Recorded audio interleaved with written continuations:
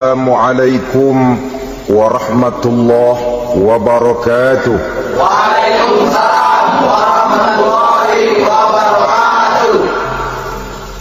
Alhamdulillah wassalatu wassalamu ala sayyidina Rasulillah sayyidina wa maulana Muhammad ibn Abdullah wa ala alihi wa sahbihi wa mawalah. La hawla wa la quwwata illa billah, amma ba'du. Bapak-bapak, ibu-ibu, saudara-saudara kaum muslimin rahimakumullah.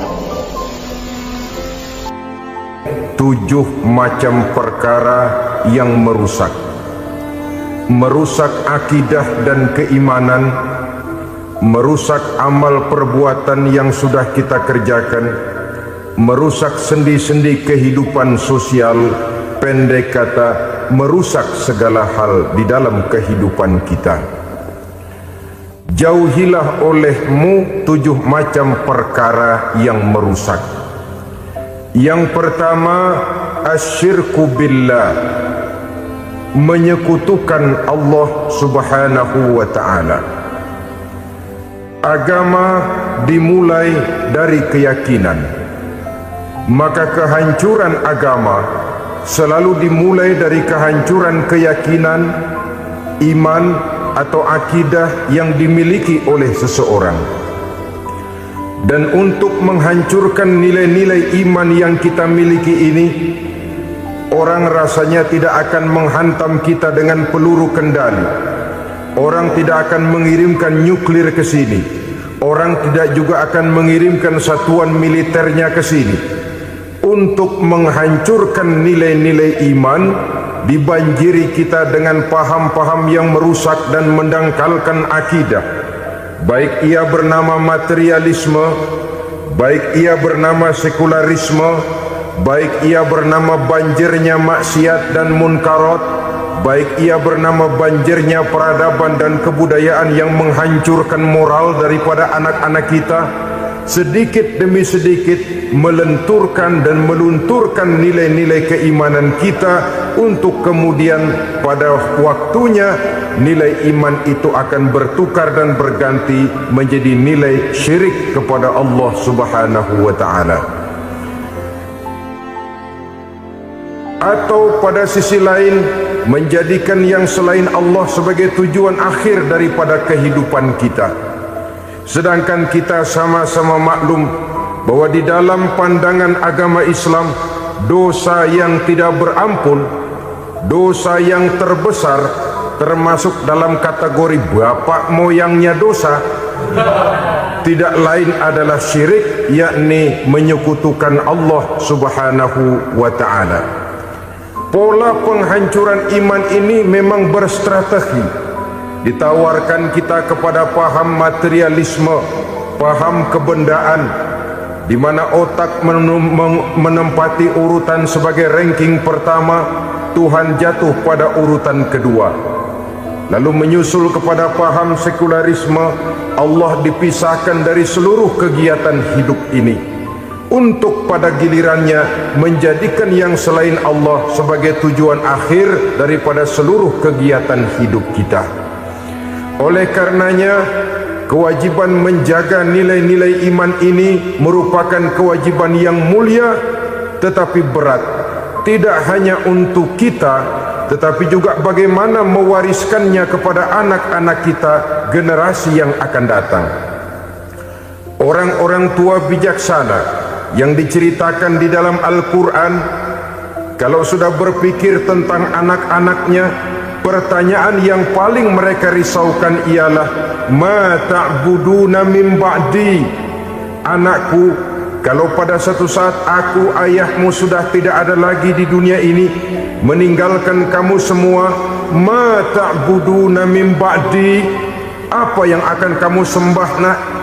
Jikalau sekarang ayahmu masih mau ke masjid, masih mau melakukan rukuk dan sujud, masih beribadah menyembah Allah subhanahu wa ta'ala, kalau orang tuamu sudah tidak ada, ma ta'buduna min ba'di, masihkah engkau mau datang ke masjid?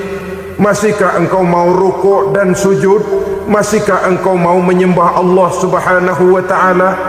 Pertanyaan ini yang dipikirkan oleh Nabi Yakub kepada putra-putranya. Pertanyaan ini yang diteruskan oleh Nabi Ibrahim kepada anak-anaknya. Pertanyaan ini yang diwariskan oleh generasi ulama salafus saleh kepada para generasi berikutnya. Bagaimana kita generasi sekarang? Kita orang-orang tua sekarang bukan berfikir ma ta'buduna min ba'di, malah yang kita fikirkan ma ta'kuluna min ba'di. Kalau bapak tidak ada nanti kamu makan apa nak? Perkara kamu nyembah apa urusan nomor 18. Yang penting kamu nanti hidup bisa makan nak. Maka kita sibuk mewariskan harta kepada anak-anak kita. Kita sibuk mewariskan kebun dan tanah kepada anak-anak kita. Kita sibuk mewariskan pabrik kepada anak-anak kita, sementara kita lupa mewariskan intan yang paling mahal, mewariskan mutiara yang paling berharga, yaitu nilai iman kepada Allah Subhanahu wa ta'ala.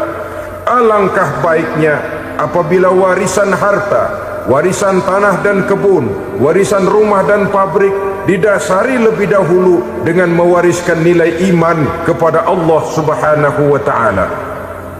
Sebagai orang-orang tua, kita boleh bersedih kalau anak kita tidak mengerti komputer. Kita boleh bersedih kalau anak kita tidak mengerti matematika. Kita boleh bersedih kalau anak kita tidak mengerti bahasa Inggris. Tapi sewajarnya lebih bersedihlah kita orang tua jikalau mempunyai anak yang tidak kenal Allah sebagai Tuhannya, yang kemudian tidak mau rukuk dan sujud kepada Allah Tuhannya. Itulah kemalangan yang paling malang bila kita meninggalkan generasi yang tidak bertauhid kepada Allah Subhanahu wa ta'ala. Betapapun anak kita tidak mengerti komputer, saudara, paling-paling kerugiannya cuma kerugian dunia. Masuk dia ke alam barzah, munkar nakir tidak akan sempat tanya kau belajar komputer apa tidak. Kumpul dia di padang mahsyar, malaikat juga tidak akan tanya matematikamu nilainya berapa. Yang ditanya kau kenal Allah, kau rukuk dan sujud kepadanya, kau pernah datang ke masjid. Oleh karena itu sekali lagi, menjaga nilai iman tidak hanya untuk kita, tetapi juga mewariskannya kepada anak-anak kita generasi yang akan datang. Sungguh kemalangan yang paling besar apabila kita meninggalkan anak-anak kita. Mereka kita tinggalkan lemah ekonominya, itu tidak baik. Mereka kita tinggalkan lemah otaknya, itu pun akan membuat mereka tertinggal oleh yang lain. Tapi yang paling celaka jikalau kita tinggalkan mereka dalam kondisi lemah imannya, rapuh akidahnya, tidak baik dan tidak betul keyakinan hidupnya. Oleh karena itu Nabi berpesan, jauhilah 7 perkara yang merusak. Yang pertama, syirik kepada Allah Subhanahu wa ta'ala, menyekutukan Allah baik dalam ucapan, dalam keyakinan ataupun dalam perbuatan. Ini perkara pertama yang termasuk 7 perusak besar di dalam kehidupan. Kalau sudah jatuh kita ke lembah syirik, bagaimanapun banyak kebaikan yang kita kerjakan, berjiwa sosial, bertangan pemurah, gemar menolong orang lain, kalau memang dasarnya syirik, maka seluruh kebaikan kita akan hancur, tidak akan ada nilainya dalam pandangan Allah Subhanahu wa ta'ala. Dalam pandangan manusia mungkin kita dicatat sebagai orang sosial, gemar menolong orang lain, tidak berpangku tangan melihat orang yang mendapat kesulitan. Tapi oleh karena dasarnya syirik, dasarnya tidak mentauhidkan Allah, maka seluruh nilai kebaikan yang kita kerjakan tidak akan ada nilainya dalam pandangan Allah Subhanahu wa ta'ala. Maka jagalah iman kita jangan sampai dihinggapi penyakit syirik yang bagaimana kecilnya sekalipun. Sekali lagi, baik syirik dalam bentuk ucapan, syirik dalam bentuk keyakinan, sampai kepada syirik dalam bentuk perbuatan, kita berhindar kepada sifat-sifat yang sedemikian itu. Karena apa? Dalam satu ayat Quran Allah Subhanahu wa ta'ala menjelaskan, innallaha la yaghfiru an yushraka bih wa yaghfiru ma duna dzalika liman yasha. Allah tidak akan memberi ampun kepada orang-orang yang menyekutukannya, tapi Allah masih mau memberikan ampun kepada dosa-dosa yang selain itu bagi orang-orang yang dikehendakinya. Dosa selain syirik, apabila kita bertaubat, Allah masih mau mengampuni. Tapi kalau sudah jatuh ke tempat syirik, itu sudah dosa yang tidak berampun. Taubatnya tidak lain melepas syirik, kembali kepada tauhid, berkeyakinan bahwa hanya ada Allah Subhanahu wa ta'ala, Tuhan satu-satunya yang lam yalid walam yulad walam yakul lahu kufuwan ahad. Tidak beranak, tidak pula diperanakkan, dan tidak satupun yang dapat menyerupai Tuhan Allah Subhanahu wa ta'ala. Saudara-saudara kaum muslimin rahimakumullah, bahwa kita di zaman sekarang memang tidak menyembah berhala, ya. Bahwa kita tidak berterang-terangan mengatakan Tuhan lebih dari satu, memang. Bahwa kita tidak berkeyakinan Tuhan itu punya anak atau diperanakkan, tentu. Tapi dalam perbuatan dan i'tiqad, kita kadang-kadang jatuh tanpa kita sadari ke tempat yang bernama syirik ini. Oleh karenanya, di zaman di mana teknologi makin canggih, di mana kemajuan pembangunan makin menjangkau berbagai aspek kehidupan, diperlukan keseimbangan antara kemajuan fisik material dengan kemajuan mental spiritual.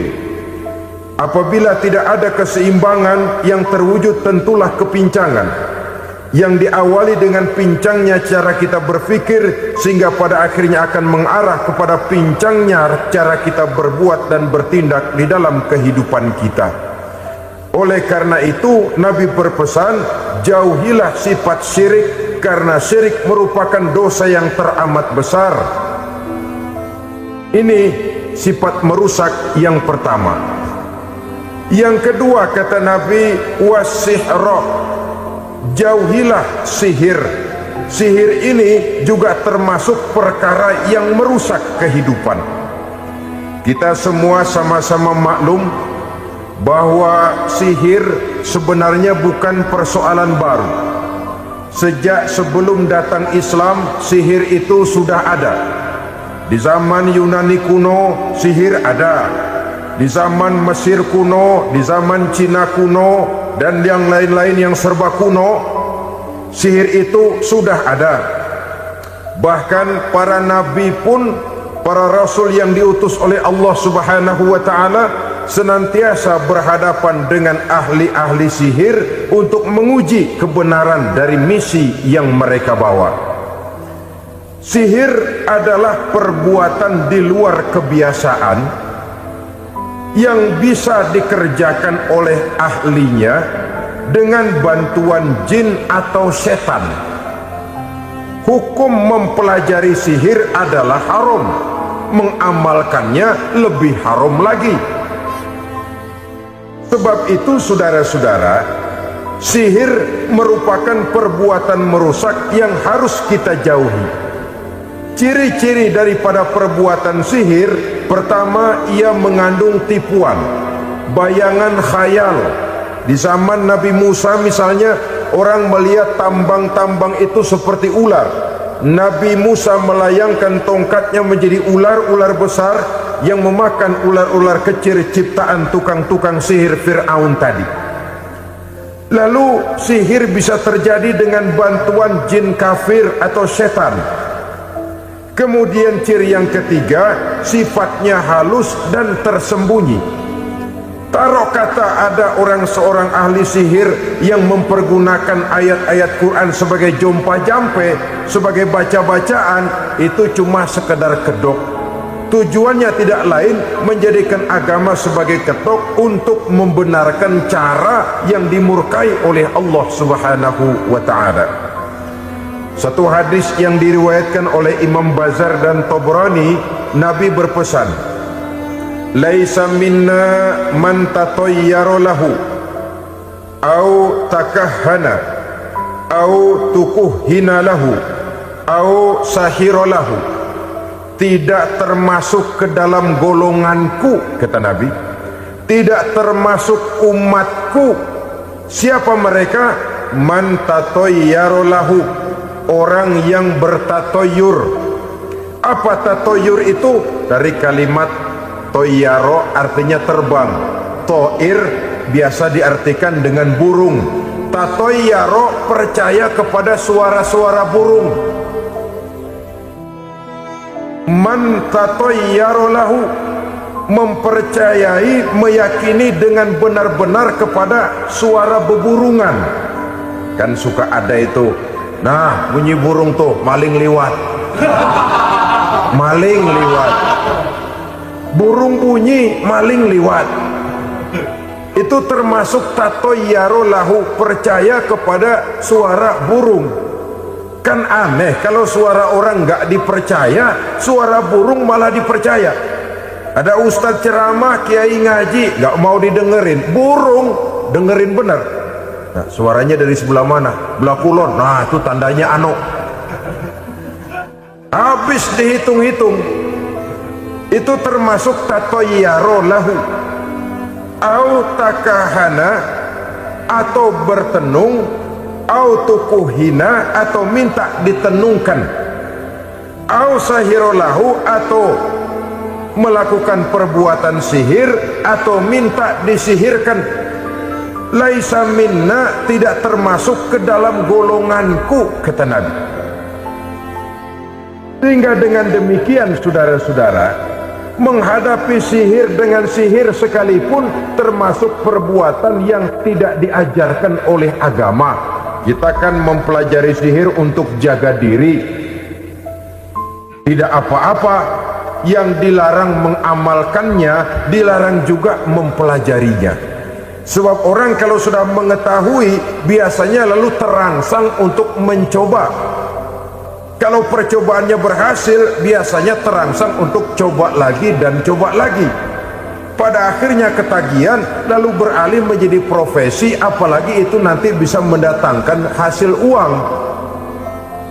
Saudara-saudara kaum muslimin rahimakumullah, kita manusia makhluk nyata, kita hidup di alam nyata, terikat oleh sunnatullah, causality. Oleh karenanya, bagi kita keyakinan yang penuh, keikhlasan di dalam bertuhankan Allah, penyerahan diri sepenuhnya hanya kepadanya, itu sudah merupakan obat penangkal yang sangat ampuh agar kita tidak terkena penyakit-penyakit yang dibuat oleh setan dan para pembantunya.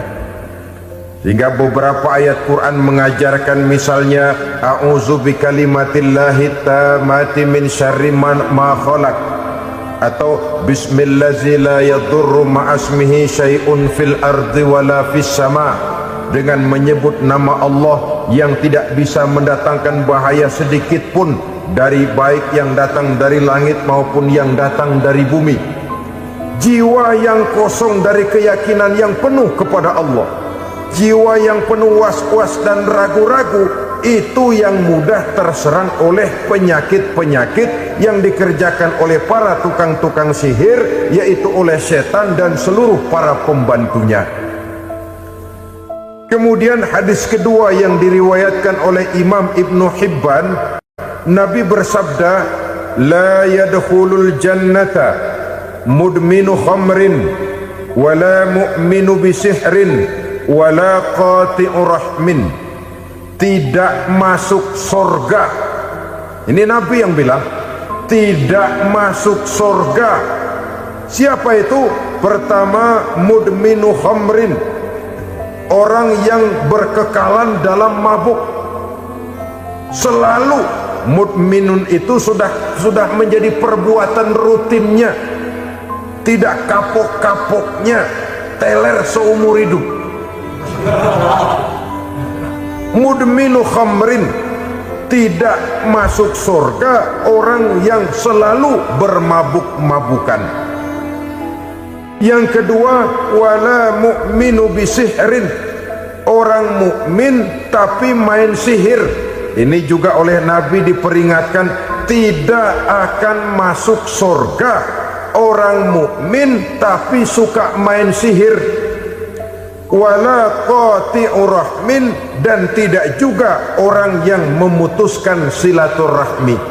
3 macam manusia yang diperingatkan Nabi tidak akan masuk surga: orang yang selalu mabuk, orang mukmin yang main sihir, dan orang yang memutuskan silaturahmi. Saudara-saudara kaum muslimin rahimakumullah. Lalu orang berkata, kenapa dilarang kita bersihir padahal Rasul sendiri kan punya mukjizat? Nah, kita memang harus membedakan antara mukjizat dengan sihir. Dalam kehidupan agama kita kenal ada yang namanya mukjizat, ada yang namanya karomah atau keramat biasa diucapkan, ada yang namanya maunah, ada yang namanya irhas, ada juga yang namanya sihir. Kesemuanya ini berbeda, saudara-saudara. Yang dinamakan mukjizat itu khusus untuk para rasul saja. Satu kejadian luar biasa yang terjadi dilakukan oleh rasul atas izin dari Allah Subhanahu wa ta'ala. Perbedaannya dengan sihir jelas. Sihir dari setan, mukjizat dari Allah. Sihir bisa dipelajari, mukjizat tidak. Sihir umumnya untuk maksud-maksud yang tidak baik, sedangkan mukjizat untuk memperkuat kebenaran yang disampaikan oleh para rasul dan ditentang oleh umatnya. Bahkan kafir Quraisy dahulu menganggap orang-orang ahli sihir itu berada dalam satu posisi yang hina, sehingga mereka mengatakan Nabi Muhammad dan menuduh Nabi Muhammad sebagai tukang sihir. Tuduhan sebagai tukang sihir adalah tuduhan yang sangat aib dan hina. Di tengah masyarakat kufar jahiliyah, kedudukan tukang sihir dipandang sebagai kedudukan yang hina, sehingga mereka mengejek Nabi dengan sebutan tukang sihir. Jadi mukjizat hanya untuk Rasul saja. Kemudian karomah.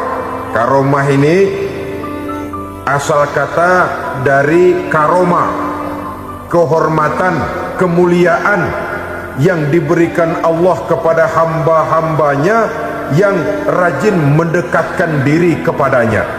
Oleh karena ketekunannya melaksanakan ibadah, Allah memberikan keistimewaan kepada orang itu, yang dengan keistimewaannya dia bisa mengerjakan yang tidak bisa dikerjakan oleh orang lain.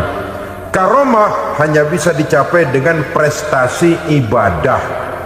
Kalau sihir, mau ibadah apa enggak, asal dia belajar, bersatu dan berteman dengan setan, memenuhi persyaratan-persyaratan setan, biasanya lalu bisa. Sedangkan karomah tidak mungkin terwujud tanpa orang mendekatkan diri sedekat-dekatnya kepada Allah Subhanahu wa ta'ala. Maka kita lihat biasanya orang-orang yang punya ilmu sihir, mukanya rata-rata nggak enak dilihat. Kumuh, jauh dari air wudhu, jauh dari sujud kepada Allah, malah berteman dengan setan, menjadi pelayan-pelayannya setan. Saudara-saudara, adapun maunah, keistimewaan yang diberikan Allah kepada hamba-hambanya yang belum sampai kepada tingkat wali, tapi orang itu lebih banyak kebaikannya daripada kesalahannya. Umpamanya, saudara jalan bertiga di pinggir jalan, saudara ada pada posisi di tengah, lalu bertiga ini ketabrak mobil. Menurut perhitungan saudara mati lebih dahulu, tapi terjadi hal yang aneh, dua teman saudara mati, saudara malah cuma luka dan lecet sedikit saja. Apa itu? Kalau kita lebih banyak kebaikannya daripada kesalahannya, itu yang dinamakan maunah, pertolongan yang diberikan Allah kepada hamba-hambanya yang lebih banyak kebaikannya daripada kesalahannya.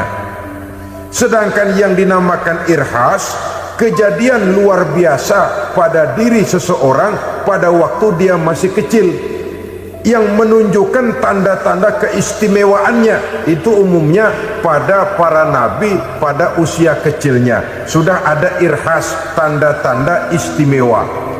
Jelas baik mukjizat, karomah, maunah maupun irhas berbeda dengan sihir.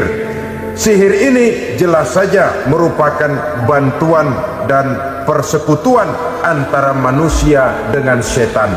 Padahal setan, kata Allah dalam Al-Quran, innahu lakum aduwwum mubin, sesungguhnya setan bagi kamu adalah musuh yang sangat jelas. Saudara-saudara kaum muslimin rahimakumullah, di zaman sekarang dalam menghadapi beban kehidupan yang makin pelik, menghadapi stres yang tidak kunjung selesai, menghadapi persoalan-persoalan yang teramat berat, orang sering mencari jalan keluar kepada hal-hal yang menurut pendapatnya bisa meringankan beban moralnya itu. Pergilah dia mencari sesuatu yang dapat meringankan bebannya. Dan tidak jarang yang jatuh ke pangkuan tukang-tukang tenung, ke pangkuan tukang-tukang sihir, yang mereka itu oleh Quran dijelaskan kazabal munajjimun walau sodaku. Tukang-tukang tenung, tukang-tukang sihir, mereka itu bohong walaupun benar. Maksudnya bohong walaupun benar artinya kalau yang mereka kerjakan benar, itu sih kebenaran. Benar dengan kebenaran itu lain. Kebenaran, kebetulan bisa, tapi tidak untuk selalu. Apalagi kalau itu sudah membahayakan kehidupan orang lain. Jadi oleh karena itu Nabi berpesan, jauhilah daripada sihir. Kalau sudah jauhilah dari sihir artinya ya jauhilah daripada mempelajarinya, jauhilah daripada bergaul dengan orang-orang yang ahli di bidang itu, karena dari pergaulan segalanya bisa menular. Baiklah saudara, ini yang kedua. Yang ketiga pesan Nabi, wa qatlan nafsil lati harramallahu illa bil haqq, membunuh orang lain dengan cara yang tidak benar, membunuh orang yang diharamkan oleh Allah Subhanahu wa ta'ala untuk melakukannya kecuali dengan alasan yang benar. Kita tahu Islam adalah agama damai. Sesuai dengan namanya, ia tidak dikembangkan dengan pedang dan kekerasan. Ia dikembangkan dengan keteladanan dan tuntunan moral. Oleh karena Islam bukan agama kekerasan, Islam pun tidak mementingkan dan mengajarkan kekerasan kecuali dengan alasan yang benar dan bisa dipertanggungjawabkan. Membunuh dengan sengaja, menghilangkan nyawa orang lain tanpa alasan yang bisa dibenarkan adalah merupakan dosa besar dan satu di antara 7 perkara yang bisa mendatangkan kerusakan dalam kehidupan dan yang hendaknya harus kita jauhi. Saudara-saudara kaum muslimin rahimakumullah, beberapa waktu yang lalu di sebuah kota kecil yang indah bernama New Auckland. Saudara tahu New Auckland? Tuh dari Gunung Kidul masih ngidul lagi. Pernah diadakan satu seminar yang membicarakan bagaimana menyelamatkan masyarakat manusia dari bahaya Perang Dunia Ketiga. Diperkirakan kalau terjadi Perang Dunia Ketiga, manusia tidak akan tersisa. Sebab apa? Pada waktu itu cadangan nuklir yang dimiliki oleh bersama Amerika dan Rusia konon sudah sanggup memusnahkan 6 miliar manusia pada saat jumlah manusia baru 5 miliar. Jadi kelebihan nuklir dunia ini. Kalau terjadi Perang Dunia Ketiga, sulit manusia untuk tersisa. Maka dibahaslah di dalam seminar itu, wah, supaya tidak terjadi perang dunia ketiga, maka perlombaan membuat senjata-senjata canggih, alat-alat pembunuh modern harus segera dibatasi. Dibahas, tidak mungkin kita membatasi perlombaan membuat senjata. Kenapa? Makin maju ilmu dan teknologi, makin canggih senjata yang ditemukan. Atom sudah meningkat menjadi nuklir, nuklir sudah meningkat menjadi neutron, dan kita tahu bom yang bernama neutron ini bom yang cukup membunuh tanpa perlu merusak. Artinya kalau dia diledakkan di kota kita ini, bangunan utuh, jembatan tidak ambruk, rumah-rumah tetap berdiri, tapi semua yang bernama hidup mati. Itu katanya lebih sopan dari bom atom. Sebab kalau si atom ini sudah membunuh, merusak pula. Neutron cukup membunuh saja tanpa perlu merusak. Jadi majunya senjata-senjata teknologi sebagai akibat yang logis dari kemajuan ilmu pengetahuan ini tidak bisa kita batasi. Dan memang sebenarnya yang bahaya bukan senjatanya, tapi manusia yang mengendalikan senjata itu. Mereka kembali kepada prinsip the man behind the gun. Bukan senjatanya yang bahaya, tapi manusia yang mengendalikan senjata itu yang bahaya. Walaupun senjatanya modern, katakanlah model M16 umpamanya, kalau yang mengendalikannya orang beriman, insya Allah aman. Tapi biar megang cuma senapan angin, kalau yang megang orang brutal, ngeri kita deket-deket. Apalagi kalau memang bukan ahlinya menggunakan senjata, bisa ngeker kaki kena jidat.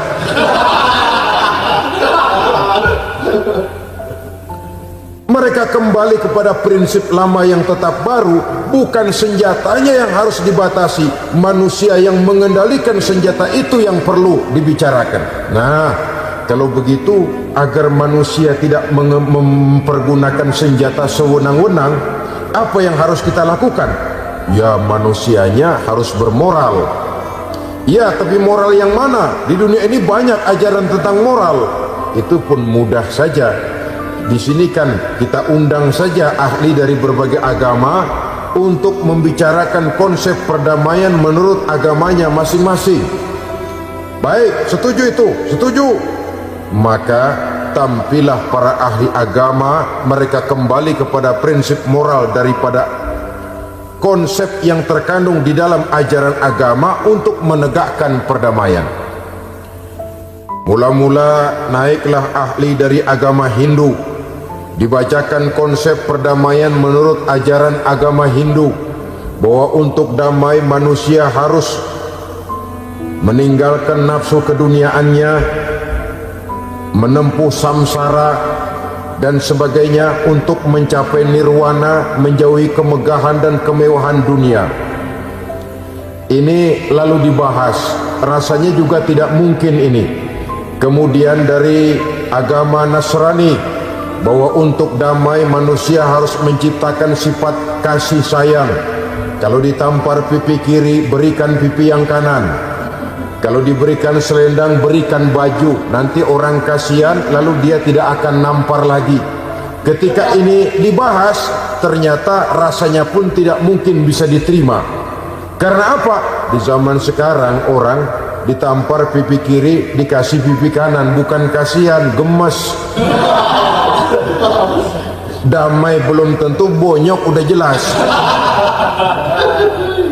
Lalu ketika dibacakan konsep perdamaian menurut Quran, di mana disampaikan ayat wa jazaa'u sayyi'atin sayyi'atun misluha faman afa wa aslaha fa ajruhu 'ala Allah. Balasan terhadap satu kejahatan adalah kejahatan yang seimbang, tetapi barang siapa yang memberi maaf dan mencari jalan damai, itulah yang terbaik dan akan mendapat pahala dari Allah Subhanahu wa ta'ala. Kamu tidak salah ditampar pipi kirimu, tampar lagi pipi kirinya sekeras dia menampar pipi kirimu.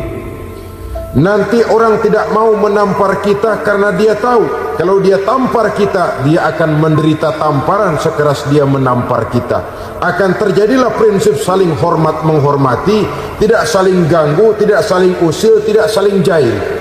Atas dasar ini perdamaian bisa ditegakkan. Mereka bisa menerima konsep ini, tapi kemudian seminar ditutup tanpa satu keputusan resmi. Kenapa? Terus terang mereka kagum dengan konsep Islam, tapi sentimen lama terhadap nilai-nilai Islam telah menutup mata mereka untuk menerima kebenaran dari ajaran Al-Quranul Karim.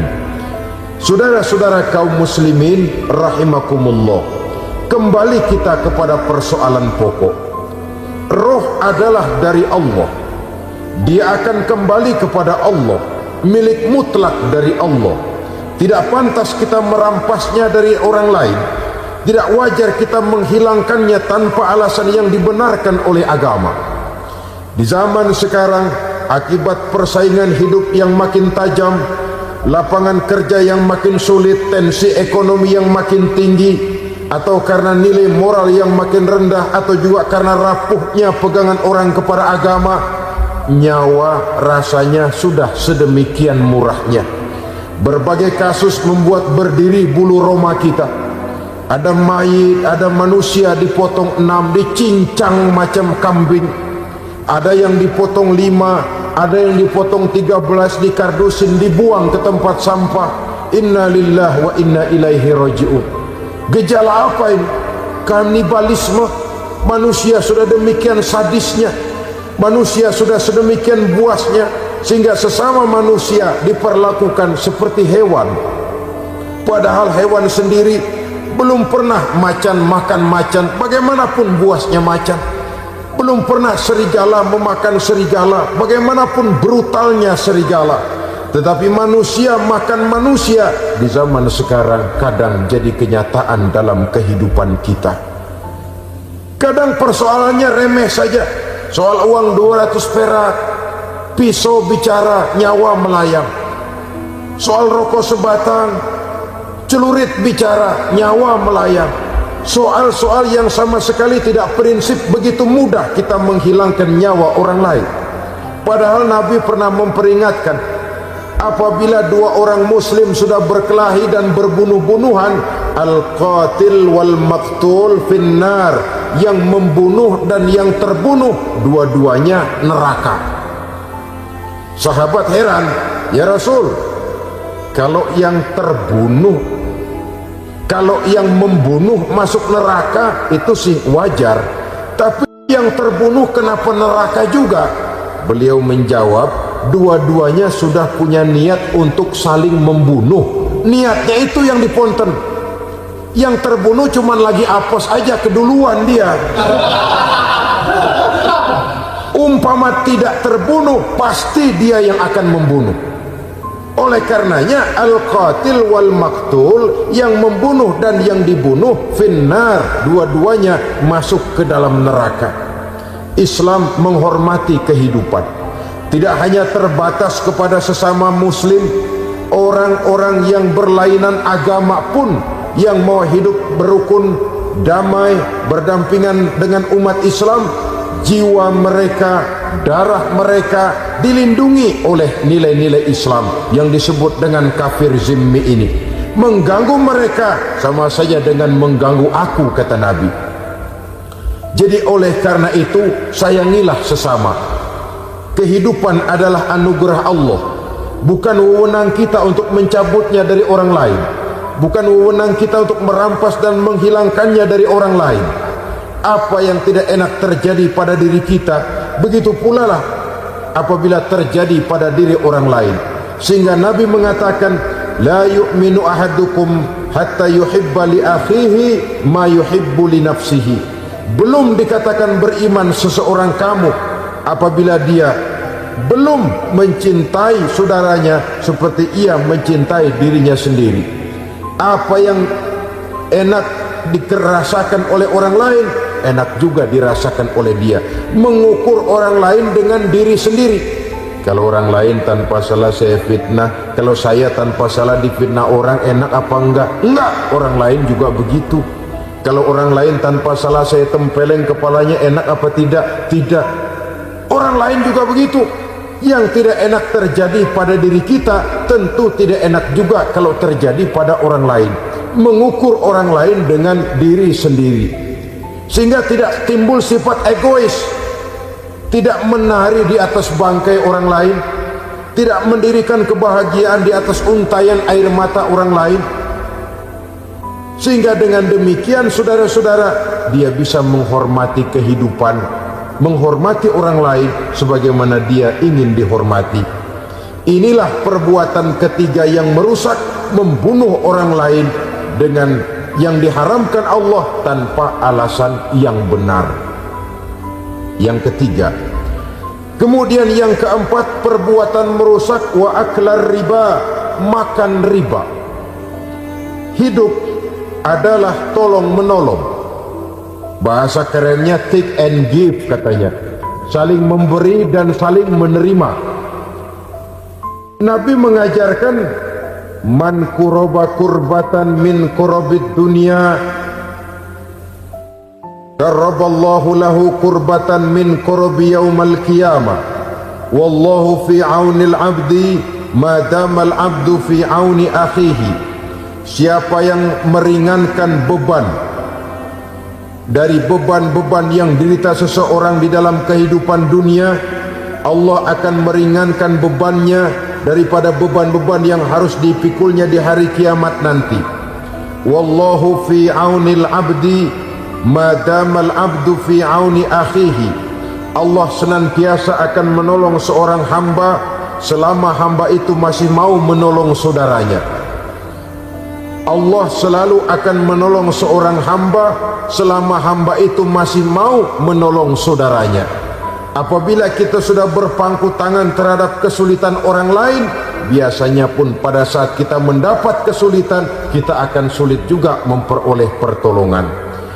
Nah, riba alias renten, kedoknya adalah menolong orang, tapi sama juga bulu buntutnya dilepas, palanya dicekek. Menolong orang pada akhirnya menjadi beban bagi seseorang, dan memang mencari orang-orang yang berada dalam posisi kesulitan, biasanya di daerah-daerah di mana musim paceklik, jadi lapangan kerja sulit, sedangkan urusan perut tidak bisa ditunda.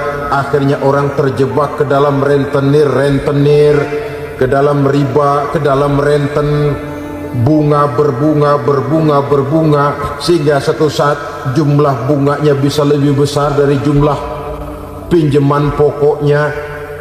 Kemudian kalau juga ternyata tidak bisa dibayar, rumah jadi taruhan. Memang rumah satu-satunya, begitu rumah ditarik mulain camping. Bukankah pada akhirnya akan mewariskan kesengsaraan? Oleh karena itu, kepada kita berusahalah jangan berhubungan dengan rentenir, jangan makan renten dan riba. Kepada mereka yang melaksanakan riba, walaupun mendatangkan keuntungan materi, tapi percayalah, harta yang didapat dengan jalan riba tidak akan membawa keberkahan. Manakala tidak membawa keberkahan, dia tidak akan mendatangkan ketenangan di dalam kehidupan kita. Oleh karenanya, memakan harta riba termasuk perbuatan yang merusak sendi-sendi kehidupan sosial, merusak kehidupan orang lain, merusak kehidupan masyarakat, tetangga, pergaulan, dan sebagainya.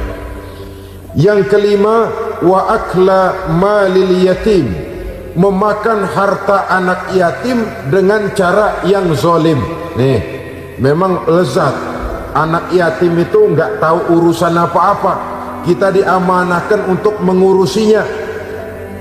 Kadang-kadang dibentuklah panitia penyantunan yatim piatu, yatimnya mah tetap kelaparan, panitianya yang pada gendut.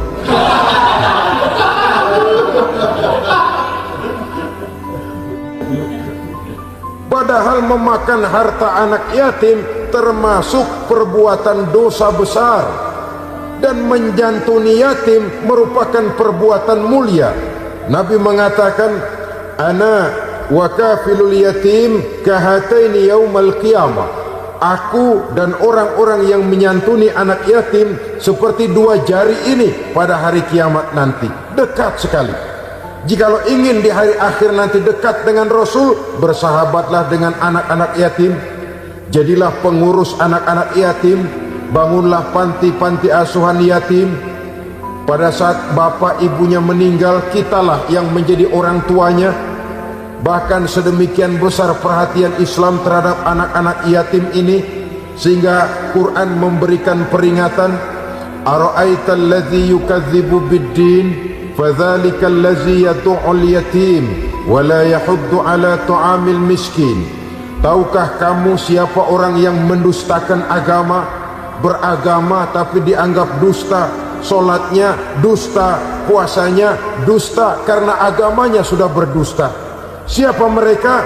Fadzalikal ladzi yad'ul yatim, orang yang menyia-nyiakan anak yatim, wala yahuddu ala ta'amil miskin, dan tidak pernah memberi makan kepada orang-orang yang menderita kemiskinan. Menyia-nyiakan, meninggalkan anak yatim termasuk perbuatan yang divonis kita sebagai orang yang mendustakan agama. Saudara-saudara kaum muslimin rahimakumullah, maka sangat dicela mengeksploitir anak-anak yatim, menjadikan mereka sebagai kedok untuk mencari kekayaan pribadi.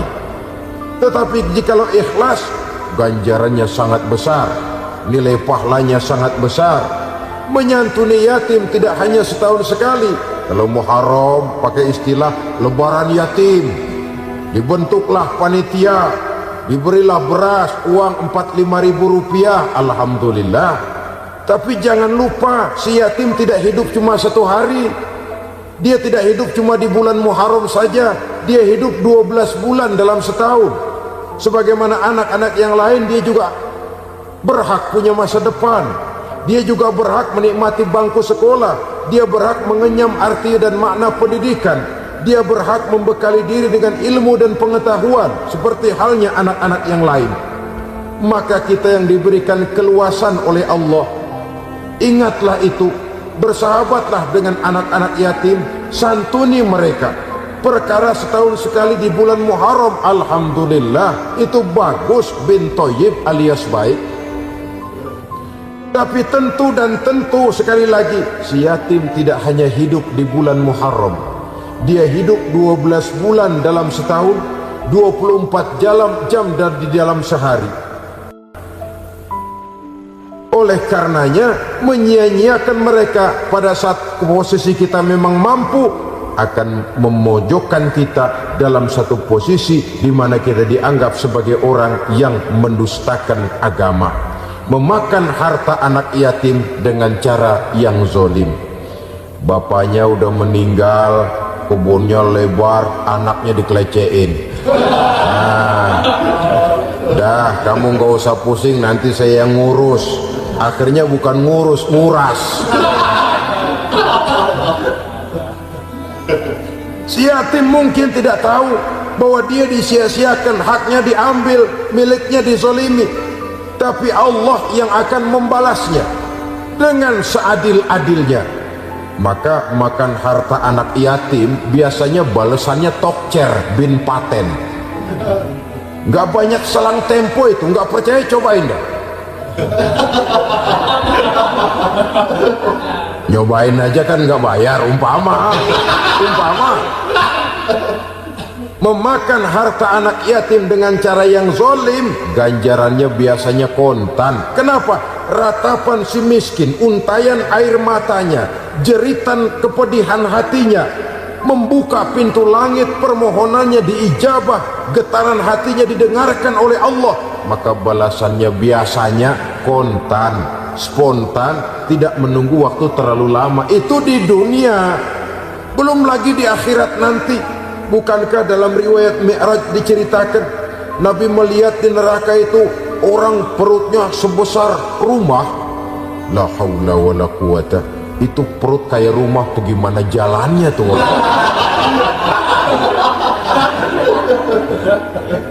Dan memang gak jalan, diseret-seret oleh malaikat di neraka itu. Hancur perutnya, amburadul itu perut. Berantakan isinya, dibulatkan lagi, diseret lagi, hancur lagi, dibulatkan lagi. Sampai Nabi tanya, orang itu begitu berat siksanya kenapa ya Jibril? Itu Muhammad, waktu di dunia dulu rakus banget makan harta anak yatim. Begitu vonisnya, begitu menyedihkan nasibnya di akhirat. Tapi di dunia pun ketidakberkahan itu sudah membayangi kehidupannya. Oleh karena itu, kepada saudara-saudara yang mendapat titipan anak yatim, berbahagialah, karena semulia-mulia rumah adalah rumah yang di dalamnya ada anak yatim yang disantuni. Sehina-hina rumah adalah rumah di mana di dalamnya ada anak yatim yang disia-siakan. Begitu kata Nabi kita. Rumah yang paling mulia dalam pandangan Allah, rumah yang di dalamnya ada anak yatim yang disantuni. Rumah yang paling hina dalam pandangan Allah, rumah yang di dalamnya ada anak yatim yang nasibnya disia-siakan. Berbahagialah saudara apabila menjadi penyantun anak-anak yatim, pelindung mereka, sehingga mereka mempunyai masa depan sebagaimana anak-anak lainnya. Rasulullah sendiri sedemikian peka terhadap keadaan anak-anak yatim karena beliau sendiri memang mengalami. Umur 6 bulan dalam kandungan ibu, beliau sudah ditinggalkan oleh ayahnya. Pada saat berusia 6 tahun, ibu sudah meninggal. Yatim piatu dalam usia di mana beliau sedang perlu belas kasih seorang ibu dan pengertian seorang bapa. Kepekaan itu lalu timbul, bahkan kemudian sampai kepada beliau berkata, aku dan orang yang menyantuni anak yatim seperti jari tengah dan jari telunjuk di hari akhirat nanti. Sedemikian dekatnya. Baiklah ya, jadi yang kelima, memakan harta anak yatim. Jauhi, karena ini perbuatan yang merusak. Yang keenam, watawalli yaumaz zahfi, melarikan diri pada hari pertempuran. Apa ini? Khianat, tidak konsekuen dengan konsep perjuangan. Pada mulanya keras benar teriak, berantas korupsi, ganyang korupsi, cuma karena belum dapat giliran. Begitu dia naik dapat kesempatan, korupsinya lebih edan dari yang diteriakinya. Ini termasuk tawalli yaumaz zahfi, berpaling pada hari peperangan. Di saat menghadapi musuh, kalau belum kelihatan musuh, teriaknya nyaring bener, jangan takut demi kebenaran sampai titik darah yang paling penghabisan. Musuh belum kelihatan. Begitu musuh sudah kelihatan, paling dulu lari ke belakang.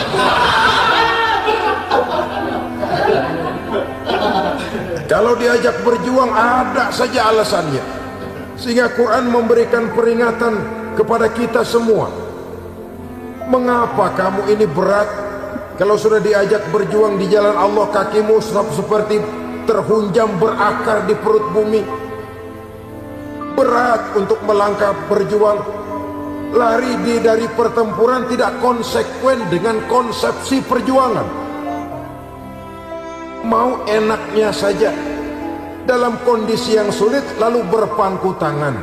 Ini termasuk ciri munafik yang di dalam Al-Quran disindir dengan bahasa kullama adha'a lahum masyaufi wa iza azlama alaihim qamu.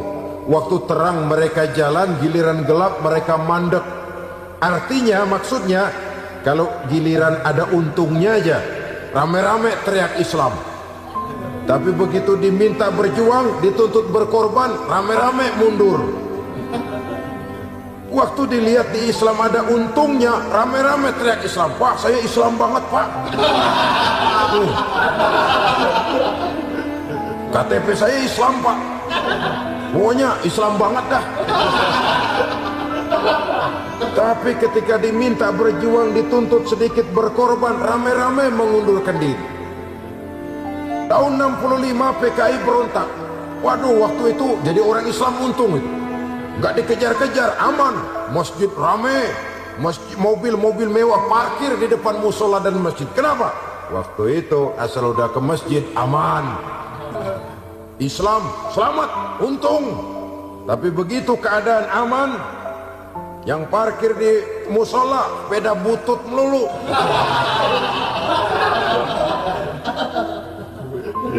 Waktu terang mereka jalan, waktu gelap mereka berhenti.